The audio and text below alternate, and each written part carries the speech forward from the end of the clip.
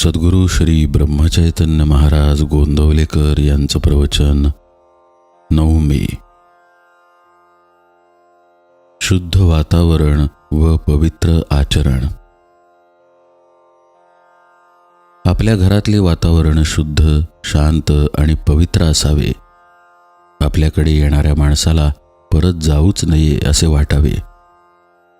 अगदी भगवंताच्या इच्छेने प्रपंच चालला आहे असे समजून त्या प्रपंचात विद्या, वैभव, घरदार इत्यादी सर्व यश संपादन करा. अगदी एखाद्या राजयोग्याप्रमाणे प्रपंचात ऐशारामात राहून गाद्या गिरद्यांवर लोळा.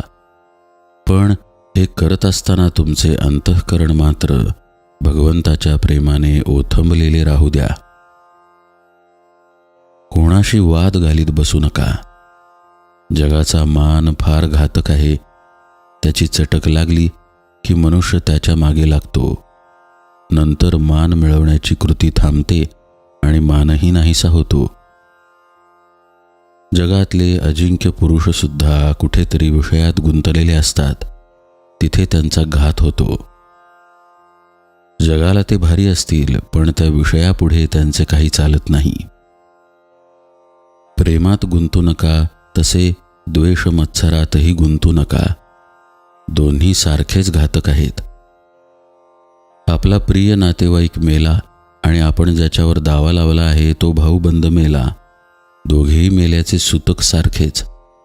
त्याचप्रमाणे मनुष्य प्रेमाने गुंतला काय आणि द्वेषाने गुंतला काय, नुकसान सारखेच होते. भगवंताचा विसर हा कोणत्याही कारणाने झाला तरी बरा नाही. मग प्रपंचात सुखसोयी असल्याने तो होवो किंवा प्रपंचात दुःख झाल्यामुळे होवो. ढोंग, बुवाबाजी इत्यादीच्या भानगडीत तुम्ही पडू नका. अगदी काहीही न केले तरी चालेल, पण ढोंग मुळीच करू नका. आणि सर्वांनी माझ्यावर कृपा करा. अगदी अनुभवाने मी सांगतो की बुवा होण्याच्या फंदात तुम्ही पडू नका. आपले कर्तव्य भगवंताच्या स्मरणात करून त्याचे अनुसंधान अखंड टिकू द्या. आमची अशी वृत्ती बनण्यासाठी संतांच्या संगतीची आपल्याला जरुरी आहे. आपण सर्वजण सत्संगतीमध्ये आहोत असे म्हणतो, मग आमची वृत्ती का न सुधारावी? तर संतांना ज्याची आवड आहे ते आम्ही धरले नाही, म्हणून आमची वृत्ती सुधारत नाही. श्रीकृष्णाने उद्धवाला ज्ञान देऊन त्याला गोपींकडे पाठवले. भगवंताच्या नामामध्ये त्या रंगून गेल्या होत्या. गोपींचे नामावरचे प्रेम पाहून उद्धवाला आश्चर्य वाटले. नामामध्ये त्यांना भगवंत दिसत असे. ते पाहून उद्धवाने देवाला सांगितले, देवा, तू मला ज्ञान दिलेस खरे, पण तुझ्या भक्तीचे प्रेम त्याहून श्रेष्ठ आहे. ते तू मला दे. खरोखर त्या नामाचे महात्म्य देवाच्या वर्णनापेक्षाही कठीण आहे.